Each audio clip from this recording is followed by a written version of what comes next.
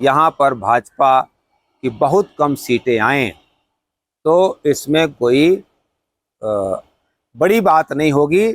जैसे इनके कर्तव्य है उस हिसाब से 2023 विधानसभा चुनाव कर्नाटक में भाजपा को बुरी तरह से हारना चाहिए।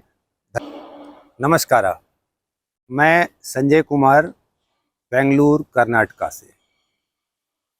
हम लोग इद्देलू कर्नाटका, वेकअप कर्नाटक, जागो कर्नाटक एक मुहिम है सिविल सोसाइटी की, जिसके अंतर्गत पूरे कर्नाटक में भारत देश से लगभग 10,000 वॉलंटियर्स आए और उन्होंने यहाँ पर इद्देलू कर्नाटक, वेकअप कर्नाटका का एक अभियान चलाया। एक महीना इस चुनाव के दरमियान ये जागरूकता अभियान चला।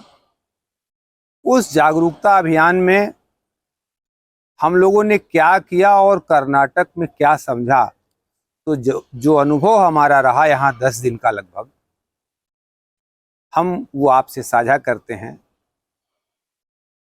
कर्नाटक में जो एक अनुभव रहा, यहाँ का आम आदमी भाजपा का जो कट्टर समर्थक रहा, उससे जब हम लोगों ने जानना चाहा तो बहुतायत लोगों ने ये कहा कि मोदी केंद्र में अच्छा है बट इधर ठीक नहीं है, इधर का जो सरकार है वो बहुत करप्ट है, उसने बहुत खराब किया।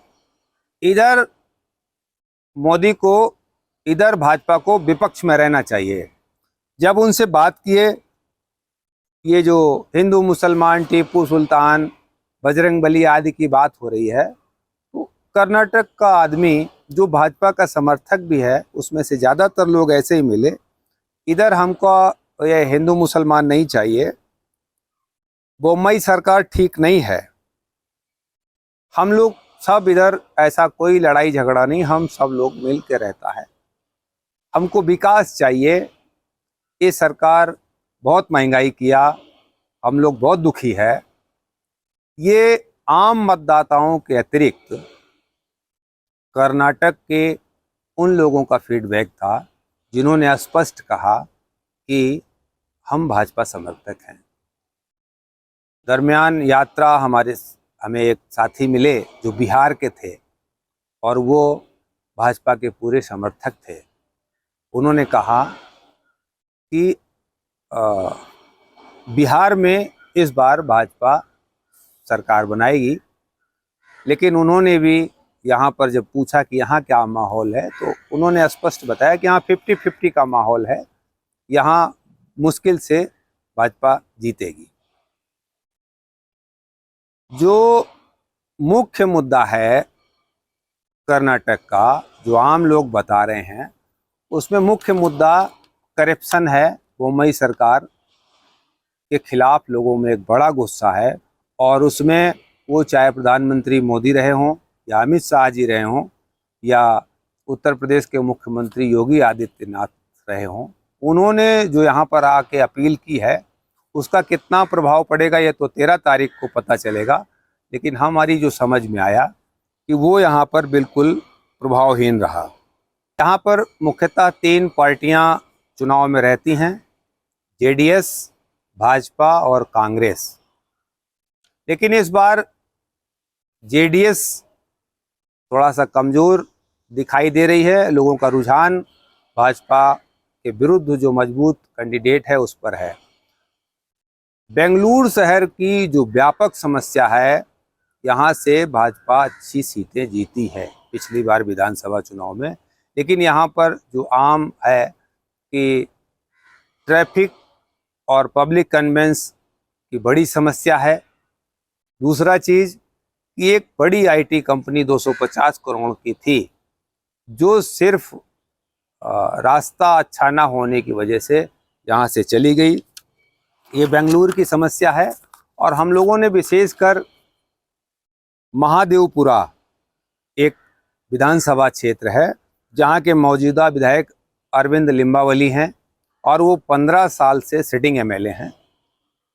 हम उस विधानसभा क्षेत्र में हम लोग थे, जन जागरण कर रहे थे, वोटर अवेयरनेस कैंप चला रहे थे। वहाँ पर जो जनता की मूल समस्या है वो थी कि जो पानी का निकासी है यहाँ पर इस उनकी विधानसभा में, वो एक झील में जाके, बड़े तालाब में जाके पानी रुकता था। उस तालाब पर उन्होंने सड़क बनवा दी, अवैध जो है कंस्ट्रक्शन करवा दिए। उससे तमाम कॉलोनियों में जब पानी आता है तो भर जाता है, लोगों को अपने घर नाव से जाना पड़ता है। तो ये एक बहुत बड़ी समस्या है। दूसरी समस्या पानी की है। बहुत सारी कॉलोनियों में, इतना डेवलप होने के बावजूद बेंगलुरु, बहुत सारी कॉलोनियों में सप्ताह में 1 दिन 2 दिन, कहीं कहीं 4 दिन पानी, तो पीने के पानी की बड़ी समस्या है। सरकारी कॉलेज नहीं है, पानी की समस्या है, बाढ़ से लोगों के घर जो है वो डूब जाते हैं, पब्लिक ट्रांसपोर्ट और ट्रैफिक की बहुत समस्या है। जो सबसे बड़ी शिकायत है कि विधायक के समर्थकों ने, उनके आसपास रहने वाले लोगों ने, उन्होंने बड़ा पैसा इकट्ठा किया और प्रॉपर्टी में लगाया। दूसरा, तमाम अनाधिकृत मकान जो 2 मंजिल 3 मंजिल बनने चाहिए, वहाँ पर घूसखोरी बढ़ी रही, 4-4 5-5 मंजिल के मकान बन गए, जिससे पानी की समस्या, जल निकासी की समस्या को लोगों को बड़ा सामना करना पड़ा। और सबसे बड़ी बात ये कि बेंगलुरु की जो रेवेन्यू है वो महादेवपुरा विधानसभा जो क्षेत्र है वो सबसे ज़्यादा रेवेन्यू देता है, और वहाँ के मतदाता तमाम सुविधाओं से वंचित हैं। और वहाँ के मतदाताओं का ये कहना है कि अरविंद लिम्बावली जो है, उनके अंदर बहुत अहंकार हो गया है। वो जानते हैं कि जब चुनाव आएगा तो हम लोगों को पैसा दे के वोट ले लेंगे। इस वजह से वो नहीं जनता की बात सुनते, लोगों से नहीं मिलते। और भाजपा ने भी ये एंटी इनकम्बेंसी देखते हुए इस बार अरविंद लिम्बावली की पत्नी मंजुला को टिकट दिया है। गुस्सा लोगों का देखते हुए अगर मंजुला उस महादेवपुरा विधानसभा से जीत जाती हैं तो ये मानना होगा कि बहुत ही ताजुब का काम है। हम लोगों ने जो काम किया, अब इस पर आते हैं।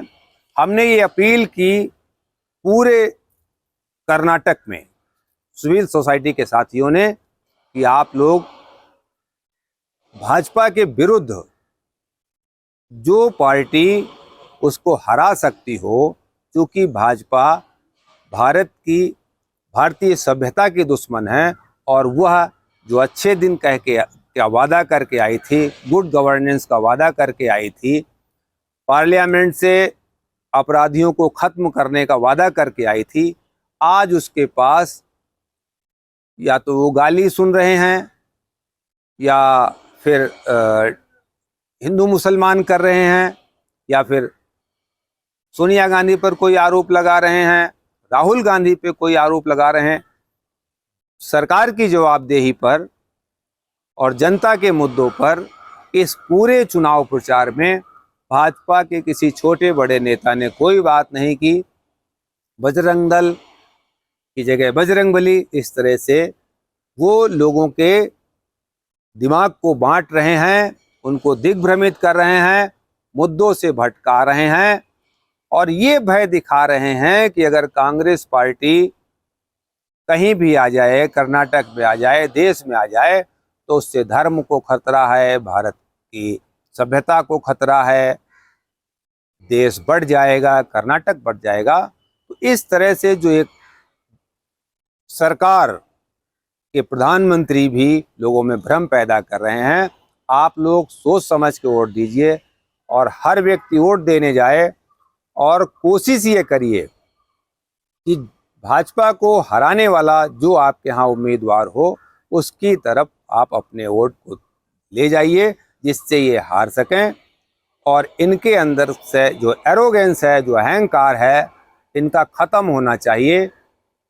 संभव है कि जो सिविल सोसाइटी ने काम किया, जो भाजपा सरकार ने कर्नाटक में काम किया, उससे जो लोगों को दुख है, जो कष्ट है, जो महंगाई है, जो बेरोजगारी है, जो व्यापक समस्या है सारे देश की, अगर यहाँ पर भाजपा की बहुत कम सीटें आएँ तो इसमें कोई बड़ी बात नहीं होगी। जैसे इनके कर्तव्य है उस हिसाब से 2023 विधानसभा चुनाव कर्नाटक में भाजपा को बुरी तरह से हारना चाहिए। धन्यवाद।